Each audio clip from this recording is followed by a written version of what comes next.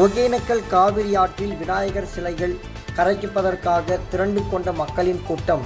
தருமபுரி மாவட்டம் பென்னாகரம் அருகே உள்ள ஒகேனக்கல் காவிரி ஆற்றில் விநாயகர் சதுர்த்தியை முன்னிட்டு 100க்கும் மேற்பட்ட விநாயகர் சிலைகள் இன்று கரைக்கப்பட்டது. இதற்காக மாவட்ட நிர்வாகம் சார்பில் பல்வேறு பாதுகாப்பு நடவடிக்கைகளை மேற்கொள்ளப்பட்டது. காவல்துறையினர்கள் மற்றும் தீயணைப்பு துறையினர்கள் முழுமையாக பணியில் ஈடுபட்டனர். மேலும் விநாயகர் சிலை காவிரி ஆற்றில் கரைக்கும் பணி துவங்கப்பட்ட நிலையில் பெரிய விநாயகர் சிலைகள் கிரெயின் இயந்திரம் மூலமாகவும் சிறிய சிலைகளை நேரடியாகவும் காவிரி ஆற்றில் கரைக்கப்பட்டது.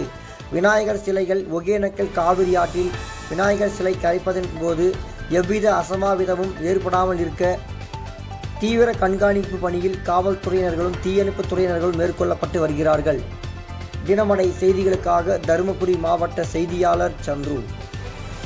இதேபோல் சுவாரஸ்யமான செய்திகளை தெரிந்து கொள்ள நமது தினமடை யூடியூப் சேனலை சப்ஸ்கிரைப் செய்யுங்கள்.